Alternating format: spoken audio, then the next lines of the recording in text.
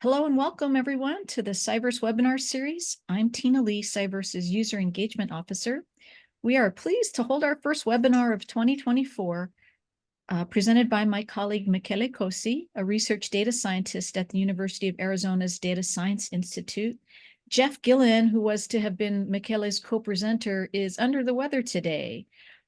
First, we're going to take care of some light housekeeping, and then Michele will take over. Our webinar today is a little more than 30 minutes long with time for your questions at the end.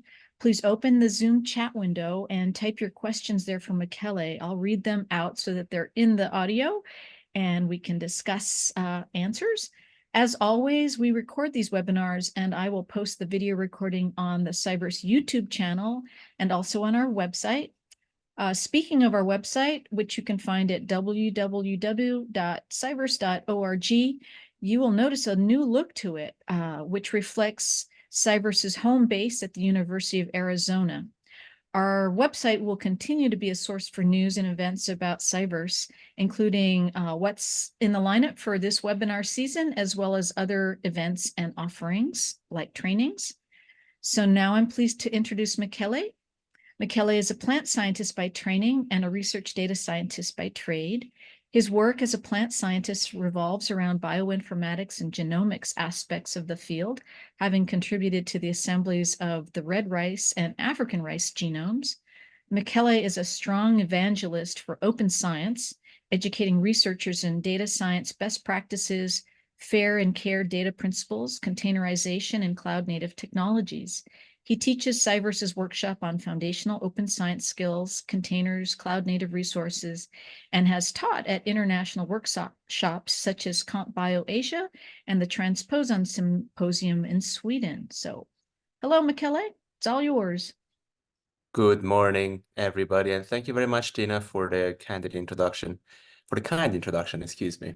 Today I will be taking you through CyVerse. I'll first give you a little bit of an introduction to how CyVerse came to be, how far it has come, and then I'm going to show you a little bit of what our dashboards look like, how we can create a new account, and how you can run your compute. Then I will show you a couple of examples of science leveraging CyVerse, and also some of the CyVerse-related technologies. And without further ado, you should be able to see my screen at the moment. As you can see, I'm not in full screen. That is a choice. I do like to be in presenter's view, and also because you can see also what is going to come next by the amount of tabs that I have open. Okay, so this is CyVerse, and if you do not have a CyVerse account, you can go to user.cyverse.org. I'm going to post it in the chat as well.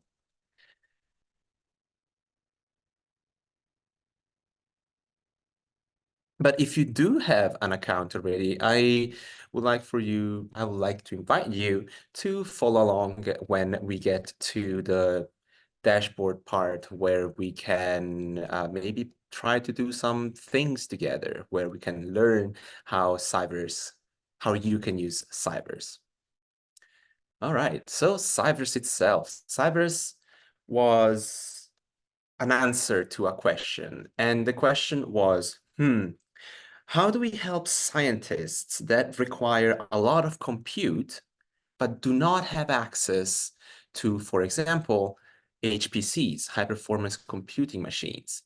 So the vision itself was to transform science through data-driven discovery by allowing scientists to move away from your computers, from their machines, onto the cloud, where they could ask for more compute without having issues such as getting into queues or having to write long proposals in order to just get access to some compute power.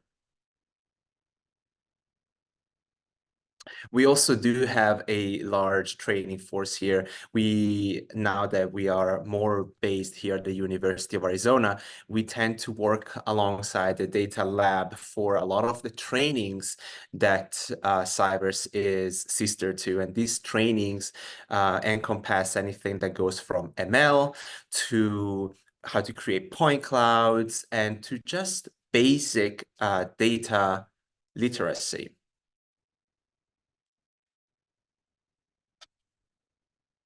The desire, as I wanted to go, and I'm going to go back to what I meant earlier, was to make the cloud feel like your laptop, a laptop with 1,000 cores, lots of RAM, petabytes of storage, and your techie friends in the same room.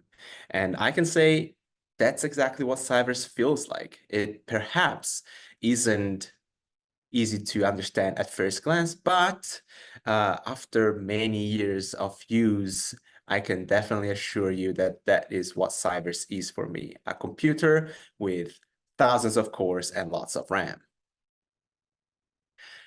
CyVerse was conceived in 2008. It had a different name back then. It was iPlant, and it was conceived for bioinformaticists that needed more compute and wanted to do work that I used to do, for example, assembling genomes or finding transposable elements. As the years came along, iPlant transformed, where it started gaining traction in the fields of, for example, astronomy, where physicists and astrologists wanted to leverage the power of CyVerse, or at the time, I want to leverage the power of iPlant, but were perhaps shied away by the fact that it was called iPlant. And therefore, in 2016, iPlant changes name and CyVerse is born. Now in 2023, we have a number of deployments overseas, such as in Australia, in the UK, and Austria. And up to 2022, we had more than 100,000 validated users.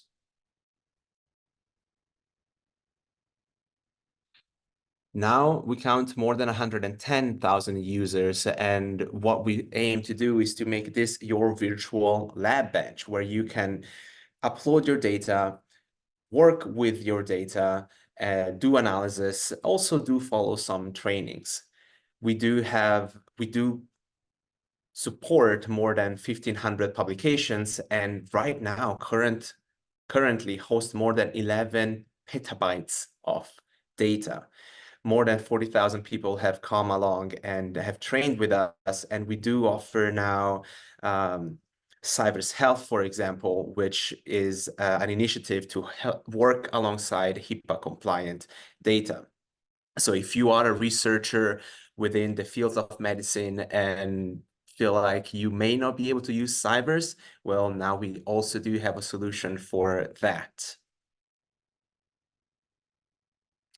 We're going to talk about a number, or I'm going to show you a number of features that CyVerse comes with, or CyVerse offers. And right off the bat, we do offer the discovery environment, which is where most of our dashboard resides.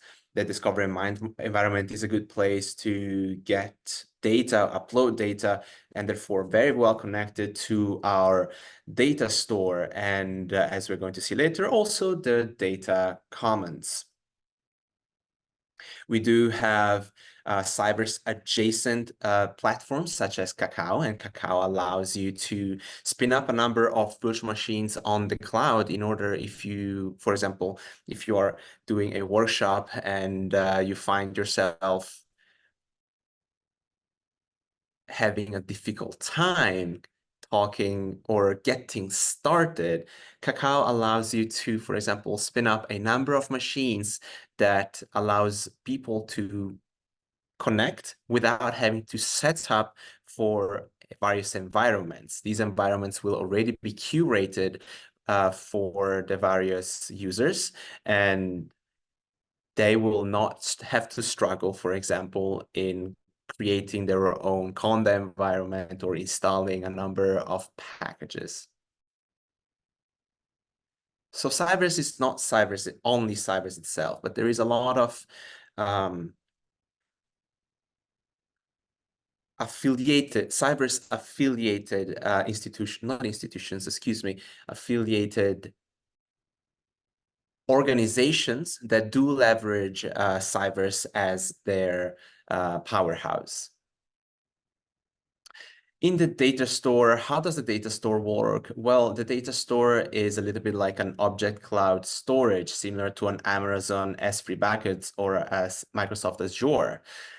We do have a subscription system. However, for people here at the U of A, people do come with pro accounts already, and pro accounts can get people up to 3 terabytes of space. And all of these data can be shared for people within CyVerse as well as people outside of CyVerse, make it as long as the data is made public.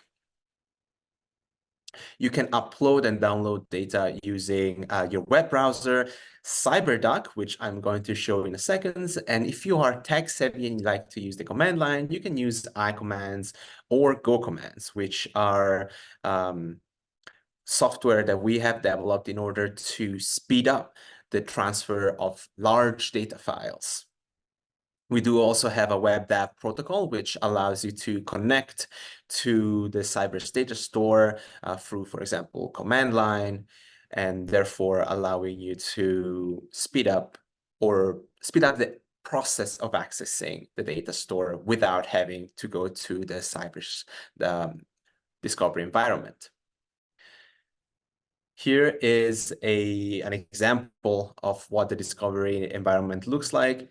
We are going to be jumping into it in a second, but I wanted to show you a little bit here on the left. This is our menu. We have the dash home, we have the data store tab, we have the tab for a number of apps which you can launch immediately. We also have a cloud shell that allows you to connect directly to to the CyVerse command line interface. We have recently created we have created an additional feature, which is Teams, and Teams allows you to share apps and data a lot quicker than we used to do before. And I'm going to show you this in just a second. Lastly, we do have the data commons, which allows you to access community release data or curated data. Community release is data that your group owns. You can have read, write, and own permissions, and private or publicly shareable. Curated data is data that it's mainly metadata applied with DataCite templates, submitted and published with DataCite DOIs. And this allows you to create data, host the data on CyVerse, and apply a DOI so that it can live on the internet forever. We do have more than 185 DOI datasets, and these range all the way from non-coding RNA, GWAS genetic data to for example, event horizon data, which has caught the eye of the world. And this is a good way to show people the variety of data that CyVerse hosts. And I wanted to take a break here from the presentation because it is a lot of information, just telling you a little bit of the history. And instead of just going through what CyVerse is, I wanted to show you what CyVerse is. If you have not created a CyVerse account and want to follow along, you can do so through user.cyverse.org. And I'm going to paste the link here, user.cyverse.org. This is the user portal that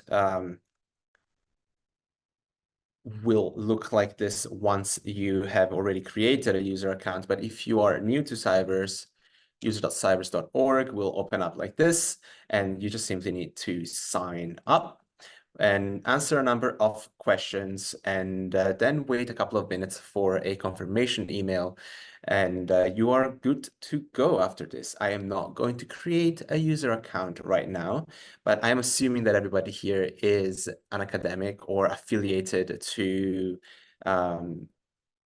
an institution, and therefore you should have no issues with signing up to CyVerse. Once you are in the user portal itself, you can then ask for a number of services.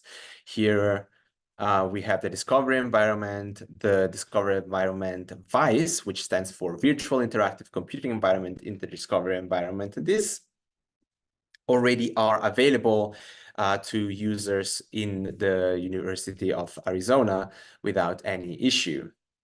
But if you do have a request, you can go to requests and, excuse me, was it request? Yes, and do request for a number of services. You can do also through the services tab, where here it will say launch to me, but for you, it will probably say request access. And therefore, if you do request access, we look at your request, what you're going to be using this tool for, and therefore approve it upon reading your request.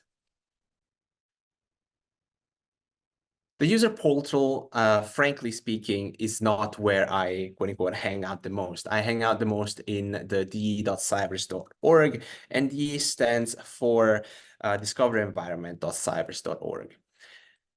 Once again, frankly, I do get extremely confused sometimes by the amount of URLs that are associated with CyVerse, but the only two that you should remember are the de.cyverse.org and portal user.cyverse.org. I'm going to make this a little bit bigger and go through the same things that I went through before. Here on the left, we have our expandable menu where we have home. This is your dashboard right here. It tells you about your resource usage, how much CPU you have used over time, your current subscription level, and how many analyses you have ran in total. If you scroll down, you can see your recent analysis, so which app you have ran, as well as having some instant launches. And instant launches are essentially apps that you can click on and they start right away. We also, if you scroll down, there is data. And data is the access to the data store. Data store is probably what is our most used feature of CyVerse. And what you're seeing here is my current folder within the data store. I've been using CyVerse for so many years now. There is so many files in here, and they can range from a few gigabytes to many gigabytes. And this is just showing you how powerful CyVerse can be when it comes to hosting data. In order for me to switch between my own folder and various other folders, I can go over here and click, which will expand into a drop-down menu showing me folders that are shared with me and folders that are part of the community. Folders that are shared with me are folders that are shared directly to me from a user to me. And for example, here I'm going to scroll down a little bit. For example, I can see here that Ariane has shared a number of files with me. I'm not going to open them up, but these are files that are shared directly to me. Whilst if I were to go to community data, these are data that are available to everyone within the CyVerse environment. We saw earlier, for example, that my collaborator, Jeff, shared the Bighorn fire with everybody, and this is a really useful fire imagery folder that you can do some science with if you need to. And if you're not familiar with the Bighorn fire, it was a wildfire that affected the Catalina Mountains here in Tucson a few years ago.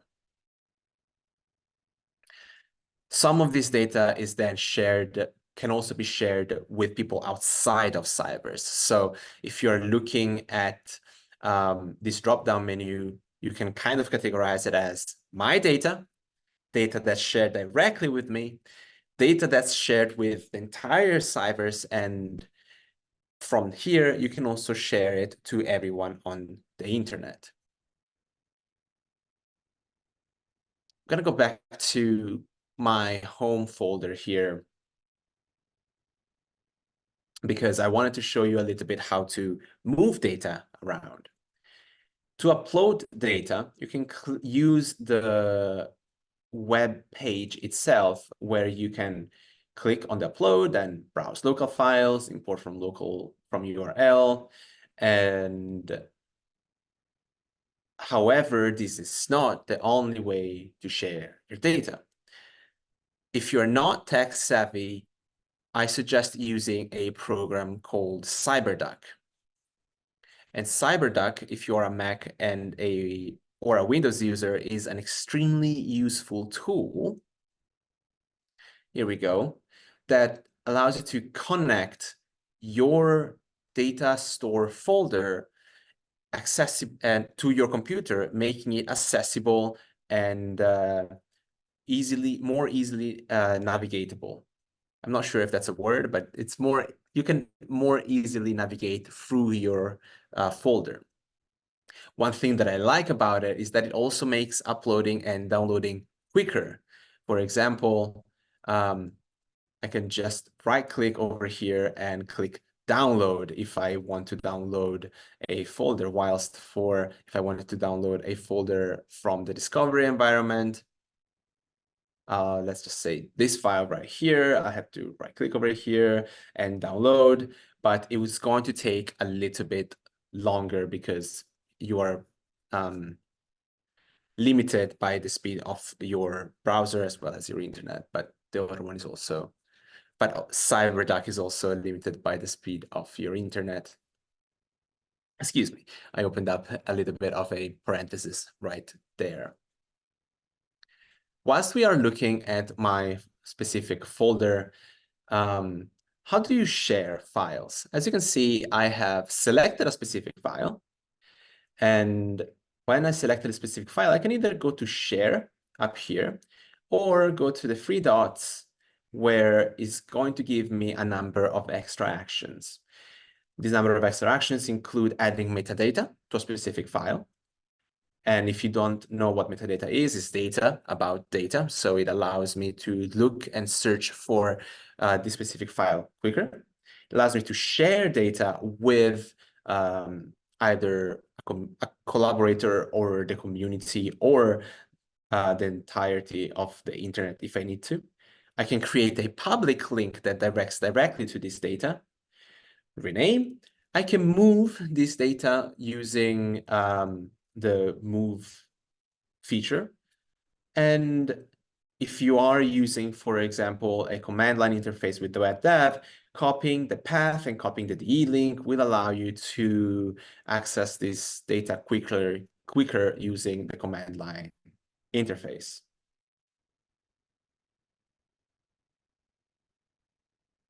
I believe that these are also available in the more actions. Seems like more action gives you also generate HT analysis path list and multi-input path list. These are features that are used in bioinformatics. I'm not sure if these are used outside of bioinformatics themselves. I'm going to move away from data and show you the apps tab. And here is where we find most of our curated applications. And one of my favorite things about this tab is how powerful I can make these apps. For example, I'm going to pick up the Jupyter Lab Data Science, and I'm going to just click on it. Here, I can choose the version, and it does have a latest, but we're going to go with 4.0.1 right now.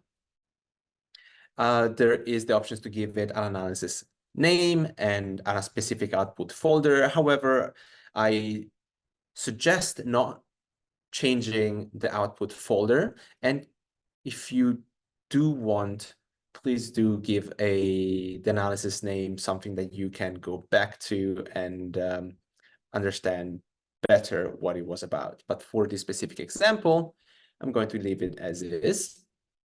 And I'm going to click Next, where it is going to ask me about the resource requirements. This is where CyVerse shines, where, for example, you want cores, you can set a minimum amount of cores for 16, 32, 64, and 128. Let's do that. Let's say that I want 32 cores for this Jupyter Data Science, Jupyter Lab application. I can also select how much RAM I want, and I want, let's say I want 32 gigs of RAM. Actually, I'm going to go for 64 gigs of RAM. And this space for 64, I can see here that I can select a maximum of 128 CPU cores. But if you want more, we can have a conversation and we can unlock more cores if you need. These are all CPU cores. If you are a researcher that requires GPU cores, again, we can have that conversation and come up with a consensus of what is best for your research in terms of cores and compute. I have clicked Next, and this is essentially your launch page. If you want to change anything, this is your last chance to do so. And here I'm going to click Launch Analysis. All right, this page is now telling me that the analysis has been submitted, as the little notification is telling me right here on the bottom left corner. And in order for me to access my analysis, I can go to the Go to Analysis button right here, which is going to find a host for Jupyter Lab Data Science first. We do have currently a number of machines running to supporting a couple of classes here at the University of Arizona and at UNC Chapel Hill. But as you can see, it only took a few seconds, and now we are in the Jupyter Lab. And here we can run RStudio, we can run a Jupyter notebook, we can even open the terminal, and all of this is connected to the data store. And for example, I had to click a couple of times to get to my own folder, but these are all of the files that I have here on CyVerse. So if you think about the presentation so far, CyVerse is really your laptop, but on steroids, because this is exactly what a computer is. You have access to your research elements as well as all of your data. There is a question in the chat which says, can you please talk about how a user can optimize their parameters so they aren't wasting resources? That is a good question. And honestly, I struggle with that sometimes as well. It comes down to a mix of knowing what you want and what your expectations are. For example, you don't want to spin up a large virtual machine or a Jupyter lab with 64 cores if you're just going to do some ANOVA analysis, for example. But if you do want to do some GWAS analysis, then you will want to think about how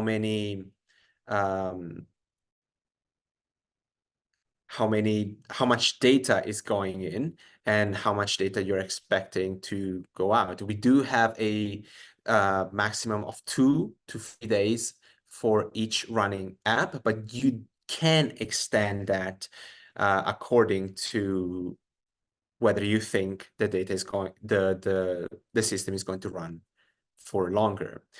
And between you and I, if you do ask us for more compute, I am not somebody that's going to say, no, you have to buy more. you can tell us what you're doing, you can tell us what you're running, and you can tell us what your aim is. And based on that, we can add a number of hours on top of your compute for no price. But that is just me, and this is being recorded, and probably Tina is frowning right now. But this is part of preparation. This is something that you want to think beforehand. So I suggest that, for example, starting a machine with 32 cores is a safe bet for anything. And if your run fails, then you can look at a number of log files that tell you what failed or for how long it ran. Perhaps you can see how much of your output percentage it has gotten to so far. So it is, sorry to say, a little bit of a something that you have to test and try. But yes, thank you for your question. Going back to the running analysis, I have started an analysis, and we are good on the top. And whilst being on the topic, how long should this run? Well, I did mention that there is a hard cutoff at 48 hours, I believe. But if you have finished using the application, in order for it not to run too long and burn CPU hours, you want to go to more actions and click terminate. I'm not going to terminate it just yet because I want to show you that if you do click on analysis, it's going to show all of the analysis that you have ran. And you can also access your analysis choices from here. For example, here we have terminate. We have opening the analysis itself. You can view your logs, and you can extend the time limit. So I'm going to terminate this analysis, and this is probably one of the most important steps because people tend to keep them running. But this is going to save you CPU hours going forward. Sometimes if you do want a quick and dirty access to Cloud Shell and seeing whether your software runs, we can just click on the Cloud Shell, and this is going to do something called an instantaneous launch. And this is not a really big machine, but this is a great machine to do some testing in. And here you go. As soon as I clicked on it, a few seconds later, I do have a completely functional terminal, which I can access my data store with. With my folder on the data store.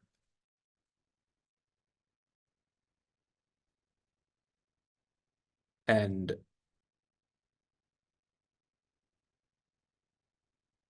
there we go.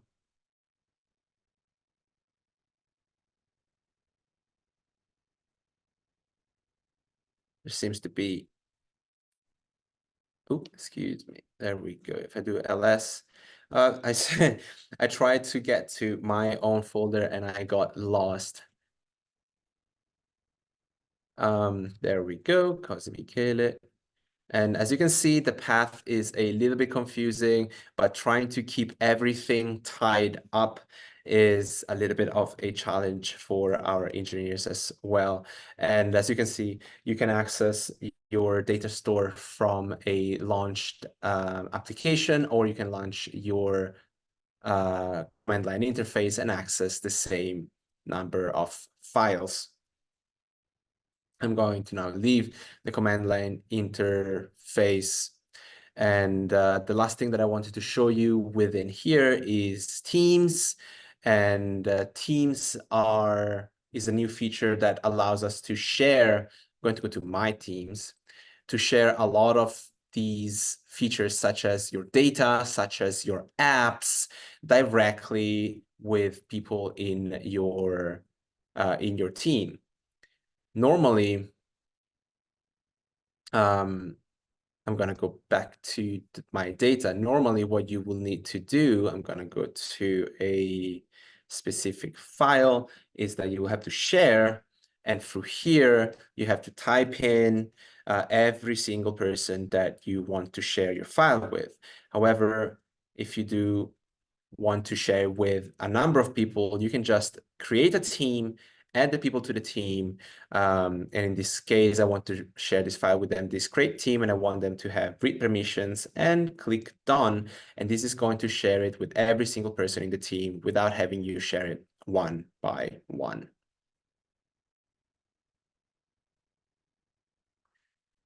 Okay, it's 11:37, and I wanted to show you perhaps a couple of other things. We talked about sharing data to the community, and going to a new URL. This is datacommons.cyverse.org. This allows you to browse data that is either community released, so data within CyVerse that's been shared for people to use throughout the internet. And I wanted to see here if some of my files have gotten on here. For example, PhytoOracle here. PhytoOracle is a massive experiment that we have up in Maricopa, and I'm going to talk about PhytoOracle and how the data comes from the world's largest robot onto us, and how PhytoOracle uses CyVerse in order to do science in just a second. But all of this data is available for anybody to do science. So this is shared with anybody that has access to it, or that has access to the internet. And then we also have CyVerse curated data, and this is data that is strictly with DOIs. So this is data that we have reviewed and we now host. I'm going to look at this specific folder, which seems that it does not have a DOI appended. I will have to go back to it and check, but let's check on the Lawrence Deal group, which we have worked with together for so long. And this is data with GoMap regarding Go gene ontology, excuse me, there we go. And here we have a DOI, and if you do look for a specific DOI on the internet, it will lead you to this specific folder. So we not only host data, we also curate data, making sure that this data is searchable and findable on the internet. This is the CyVerse.org, which is the page that we have moved onto the University of Arizona. Hopefully, this will help increase our findability here at the U of A, because we are here to help you.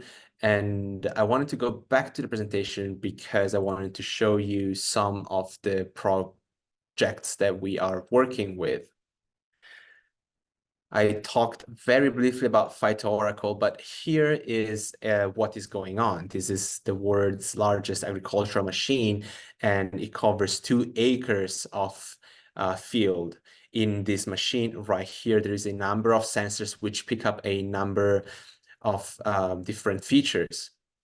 Here, for example, there is photos that highlight, I'm not really sure right now what it's picking up, but it seems to be FLIR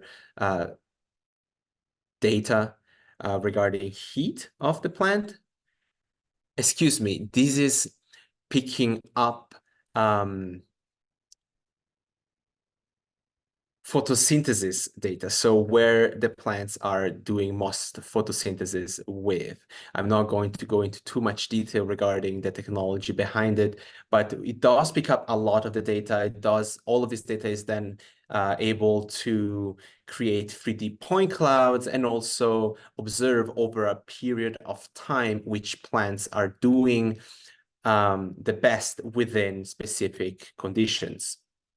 And the way that CyVerse is involved here is by hosting this data and with a collaboration with the HPC.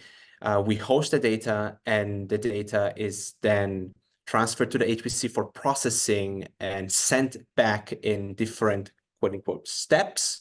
So we have process data in multiple steps, which people can access. And I did show you the folder where you can find all of this data a second ago. And this is an example of how CyVerse is being leveraged. Another one, perhaps less scientific related, is we created this point cloud for one of the golf fields up in Phoenix, which wanted to know where best they should put water in. And all of these point clouds are hosted in CyVerse and accessed in real time. So if you've never seen a point cloud, I'm trying to go close to a tree here, and here you can see, for example, you can increase or decrease the point of each of these points within a specific tree.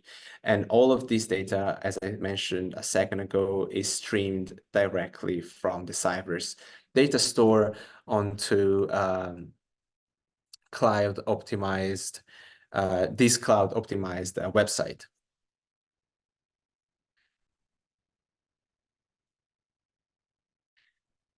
I would like to also add a note on CACAO, which is CyVerse adjacent.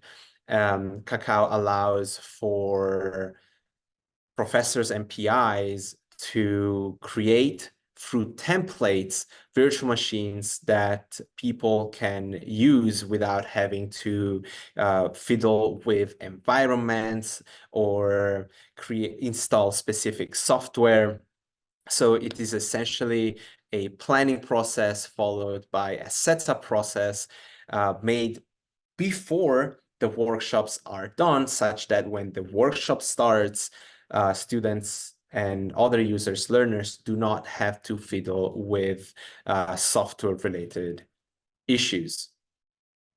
We work side CACAO a lot. We work alongside Jetstream very closely. And if you're not familiar with Jetstream and Access, these two are cloud resources which you can access in order to create or move forward your science to almost no cost. Access-ci.org. I shared the URL here in the chat, allows you to, upon request, so after you send in a few hundred words proposal regarding what you do, allows you to it gives you a number of allocations which you can use for your own compute. So if you do not want to use CyVerse, you can always go back to Access, which leverages Jetstream 2 in order to spin up virtual machines, for example, that you can use for your own research. Michele, excuse me. Yes. This might be a good time to answer a question that came up earlier. At what point should or could a user move from CyVerse to the HPC resources here at U of A? Oh, I totally did not see this question. So thank you very much for the question, Jose. Well, the way that I understand things is that the HPC is not a place to store data. The HPC is a place to process the data, and a lot of the researchers that come to us ask us, okay, but where do I put the data if I'm doing work on the HPC? Usually our answer is to try to connect the two, because CyVerse is a great place to put your data. And if you, for example, ask through I commands and Go commands, connect the two, all of a sudden you have quote unquote infinite storage, which is not really infinite, and you can process your data in the HPC itself. The reason why I'm pushing the agenda of storing your data on CyVerse rather than on the HPC is because the HPC does have a limit connected to your PI, and you might not be the only person to be processing your data on the HPC under your laboratory. So let's say that you have 20 terabytes of storage, but that builds up quickly if you have, for example, 2 or 3 other people working on the HPC. I hope that tackles your question. I'm not a big fan of using the HPC for storage. I'm a big fan of using the HPC for processing.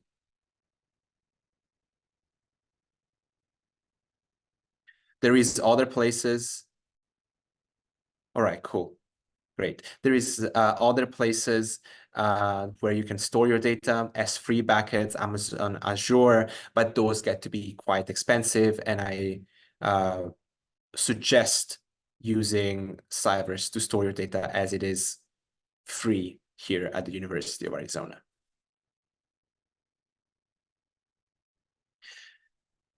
I did talk about the collaborations between Access and Jetstream, as well a little bit about CACAO. We are also part of the commercial Internet 2 cloud and ExceedNet, which turned into Access a few months ago. And lastly, I wanted to finish with this slide because it's a good way of showing all of the moving parts that CyVerse is.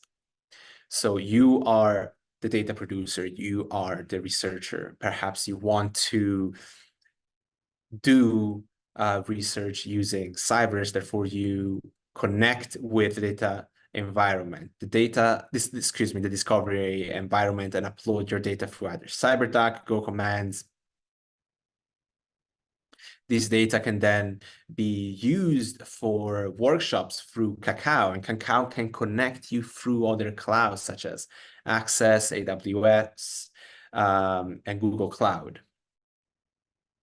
Then these data can also be event-driven, such as, let's say that you are running specific work on data and you don't want this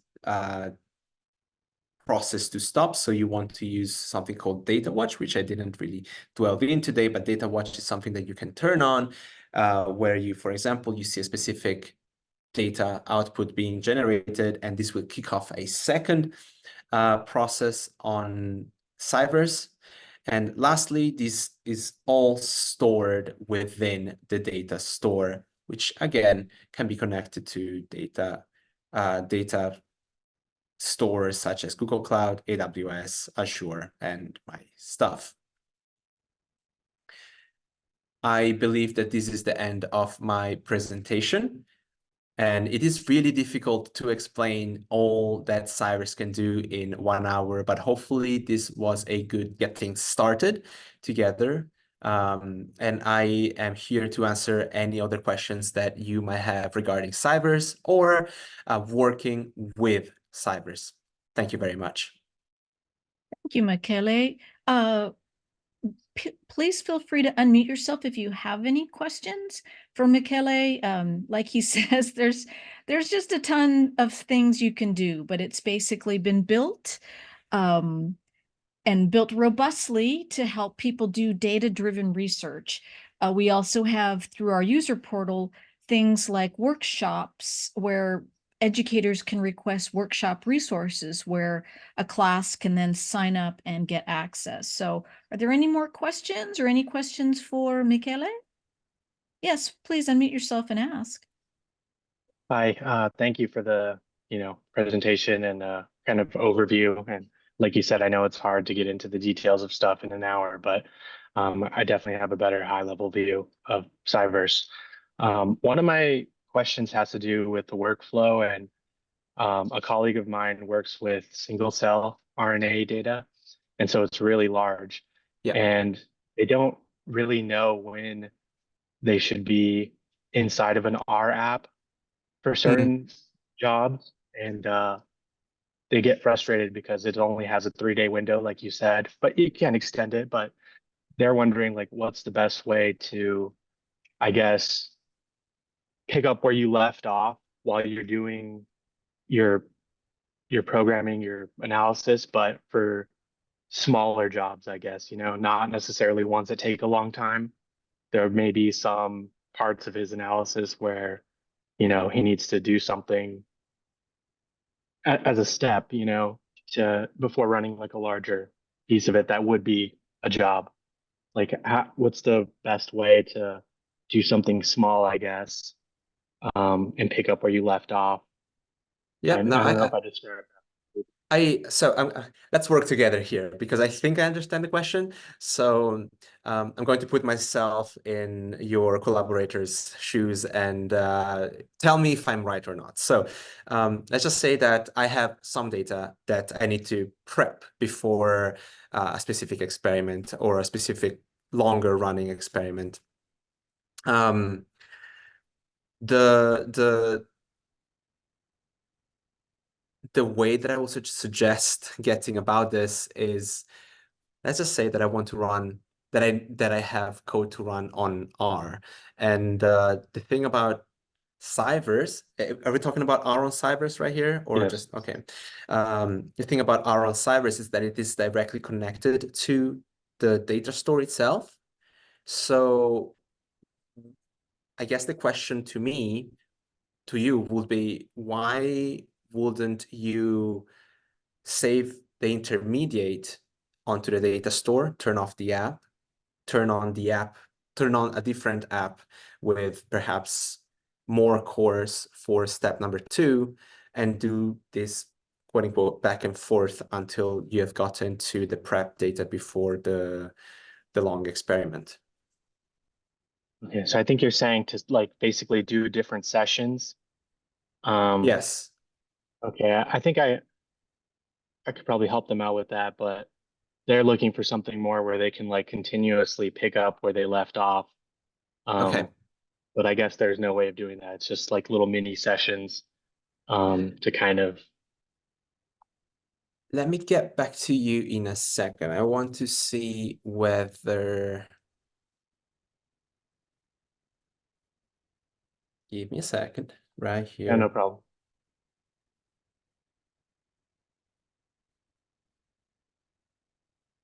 Yeah, I think what you said did make sense to me. And at some point, they're just going to have to incorporate that into their workflow because also at another point, they won't be able to do even their pre-processing stuff on their machine. It'll be much faster if they just do it in an app. Okay, so I wanted to see whether Data Watch would be something easy to show right now, but that would require an extra discussion, perhaps with some of the engineers here. But one thing that your collaborator could also do is to have two running machines side to side. And these two machines allow you one, let's just say that one is a smaller machine and the other one is a larger machine. When you do save something, part of an analysis to the smaller machine, given a few seconds, this will be seen from the larger machine as well. So your collaborator wouldn't need to turn on the Mm. machine, turn off the machine, turn on the machine, turn off the machine. I do need to say that right now, people are limited to 2 concurring running jobs. But if you plan to have multiple jobs running and they're not too beefy, we can give you more. This is something, excuse me just a second. This is something that perhaps if this is something that perhaps could help you with your work, do shoot us an email. I'm gonna type in my email here in the chat. And you can tell me what the goal of having multiple running machine is, and I can set up, for example, maybe 4 or 5 concurrent jobs limit, and you can work with that. You can have multiple are studios running at the same time, and each of them has different CPU usages. And and as I did mention during the presentation, I'm kind. I will give you more compute when you need to. You need to pay more, for example. So it's a conversation worth having further down the line if you want. Yeah, you can Yeah, always email support and ask your question. Michele and I monitor support along with several others. And oftentimes somebody on the team has a great solution, right? So yes, feel free to email us at support@cyverse.org if you have questions that we didn't answer here, and hopefully we'll have time to address those. Are there any other questions in the meantime? Otherwise, we're coming up on our full hour, and we can certainly go over more detail. I mean, Michele really just scratched the surface of what CyVerse is able to do. From the platform side of it, we also have trainings, and we're very closely aligned with the Data Science Institute for things like workshops and webinars and things. So let's see, we do have a question. Yes, the recording, we do post it on, if you go onto YouTube and search for CyVerse, you'll find our channel. And we also, well, I have to look into it because now we are on a different server for our website, but we used to post the embedded webinar recordings on our website. But the safest place right now is CyVerse YouTube channel. Okay. Great. If there are no other questions, I did want to tell you about next week's webinar. Please don't miss that one. We're pleased to have our PI, Nirav Merchant, as well as research data scientists Mithun Paul and Tyson Swetnam, and they're going to present on how to have a conversation with your data using large language models, LLMs, Jetstream 2, and CyVerse. Michele, tell me if I'm kind of hitting the mark here, but basically, we have at CyVerse and at DSI have built an LLM to help with educational purposes, sort of like an online TA, right? A chatbot TA. And so they'll explain kind of what happened as well as how you can use similar processes to work for your own class or your own project. So that's going to be a really cool one. Yep. Yep. And that's next week, same time, same bat channel, and same CyVerse, I guess, day, Friday. So if there are no other questions right now, thank you. And we will see you hopefully next week. Thanks, everybody. There is a question, Mo. We are on YouTube. Let me see if I can find that real quick. So I'll just post it. Sorry, I'm working off my laptop screen, so things are. Here you go. This is a link to CyVerse, the YouTube, and this is essentially where we park all of our webinars. So if you do miss something, this is the place to be.